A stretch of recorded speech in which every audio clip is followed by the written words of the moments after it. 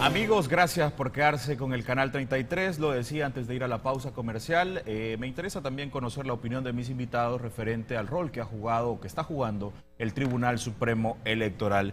Desde tu visión, Ricardo, ¿qué te parece el papel que está teniendo el Tribunal Supremo Electoral?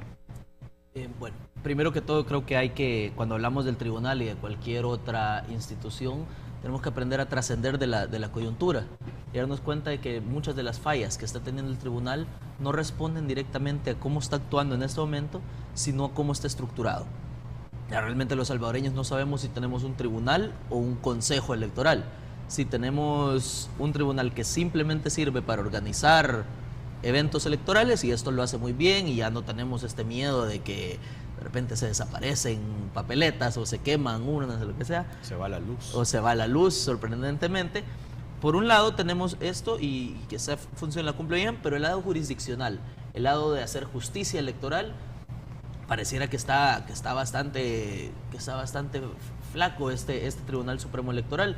Y eso se puede ver en, primero, que está partidizado el Tribunal Supremo Electoral, y así ha estado por mucho tiempo. Entonces se puede entender que hay incentivos perversos en algún momento para tener cierto tipo de sanciones. Que haya pasado, no que esté pasando en este momento, pero podría llegar a pasar, y es un riesgo de la mala estructura que estamos teniendo en el tribunal. Segundo, una institución que dedica tiempo para una cosa A no puede dedicar tiempo para una cosa B, por falta de personal, por falta de presupuesto, y un tribunal que pretenda hacer ambas cosas no va a hacer ninguna de las dos bien. Entonces, y ya lo decía Ramón anteriormente, la sociedad civil ha despertado y afortunadamente ha estado solicitando reforma política. Y una de las reformas más importantes que tenemos que ver en El Salvador, además de la reforma de cómo elegimos nuestros diputados, además de los consejos electorales plurales, los consejos municipales plurales, es la separación de funciones del Tribunal Supremo Electoral. Ahora bien, esta separación no va a venir de nuestros políticos. Y me gustaba cómo lo planteaba Ramón. Estamos teniendo más demandas, los salvadoreños estamos más educados. No hay que caer en el reduccionismo de que solo lo que está pasando en la campaña importa.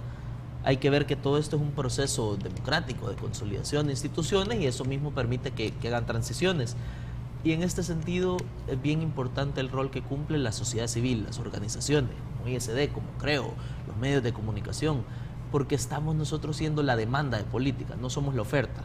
Y como demanda estamos presionando para que nuestros partidos, para que nuestros diputados, para que nuestras instituciones se adapten a lo que queremos ver.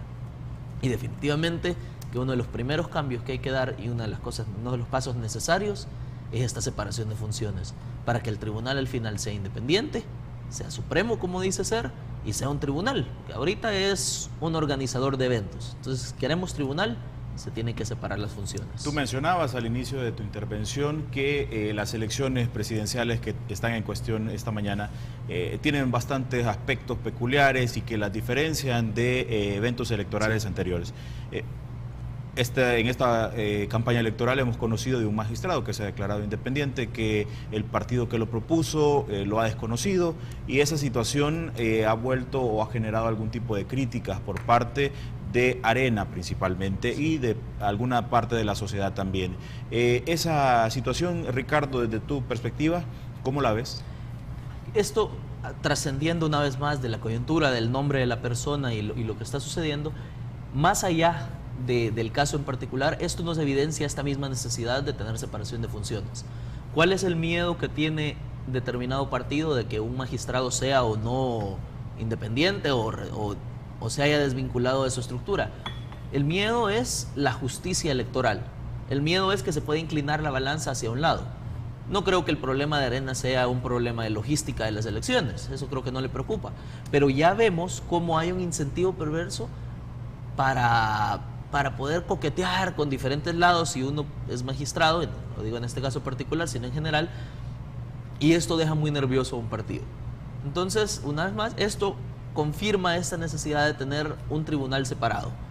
Por un lado, el área logística, donde tiene que haber representantes de partidos políticos que se fijen que todo esté funcionando bien, pero el área jurisdiccional tiene que ser como cualquiera de nuestros tribunales colegiados. Tiene que tener la misma importancia de una Corte de Cuentas, la misma importancia de una Fiscalía General de la República, Es decir, debe ser una institución autónoma, libre de presiones partidarias y que evite esto precisamente, que no tenga un partido que estarse preguntando o estar nervioso de decir quién es el que está ahí sentado, porque pesa más el respaldo de la institución.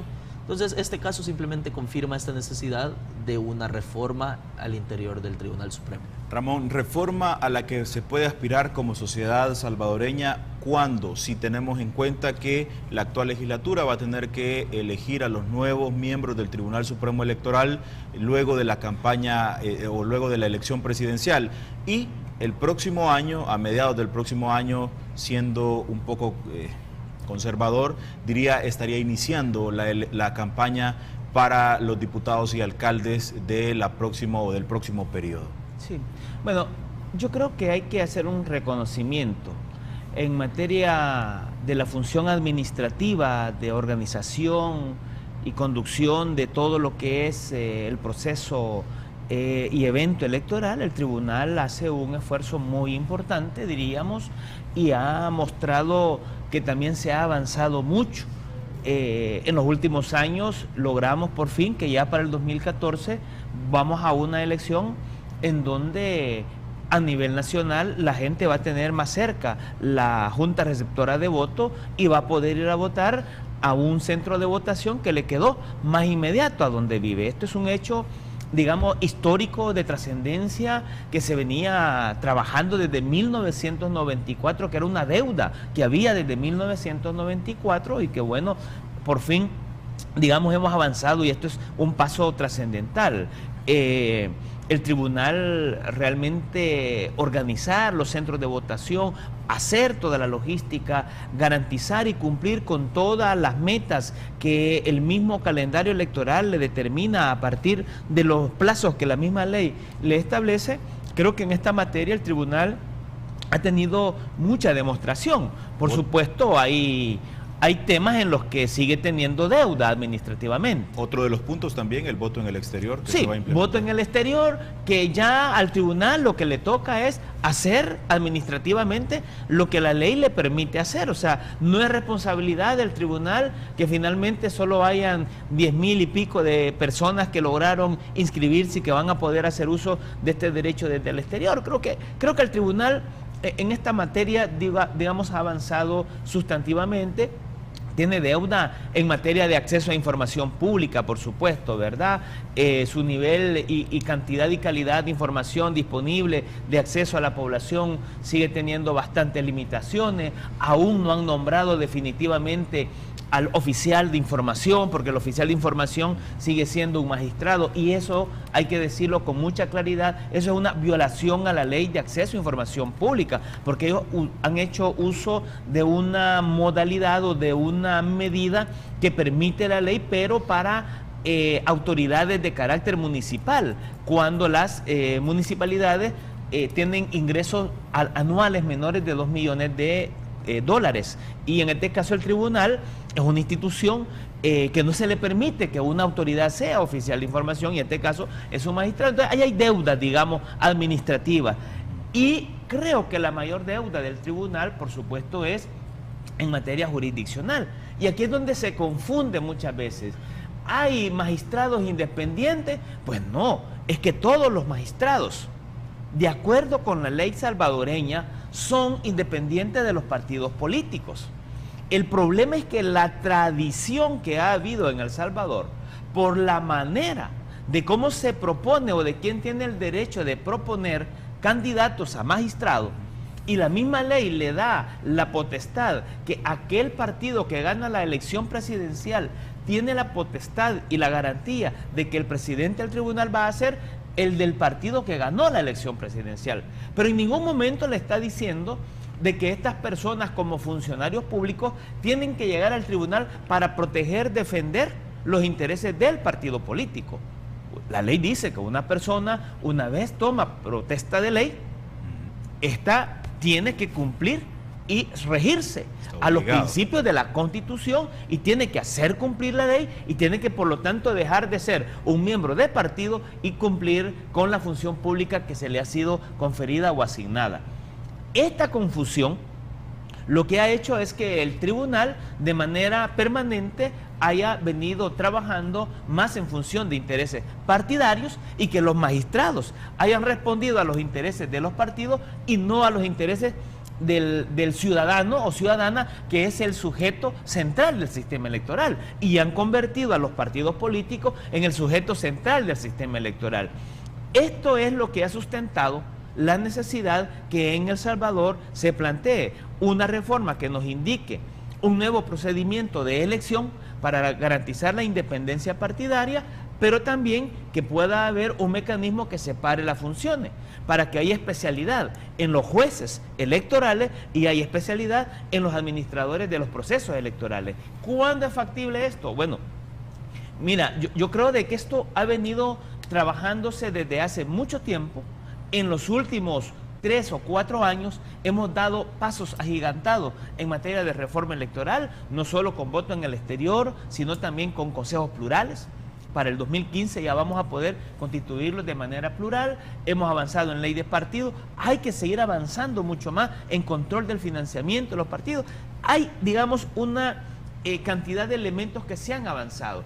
Pero en la medida que aquí hay otros actores interviniendo, como la Sala de lo Constitucional, organizaciones de la sociedad civil, es muy probable que este tipo de reforma, que ya está en alguna medida ha estado en agenda de la Asamblea Legislativa, para los próximos años esto pueda tener un sentido, esto pueda tener una viabilidad. Ramón habla del tiempo en el que se podría hacer y de la demanda que tiene la sociedad civil de una despartidización del Tribunal Supremo Electoral. Pero la pregunta, Ricardo, ¿hay interés en los partidos políticos en hacer tal reforma?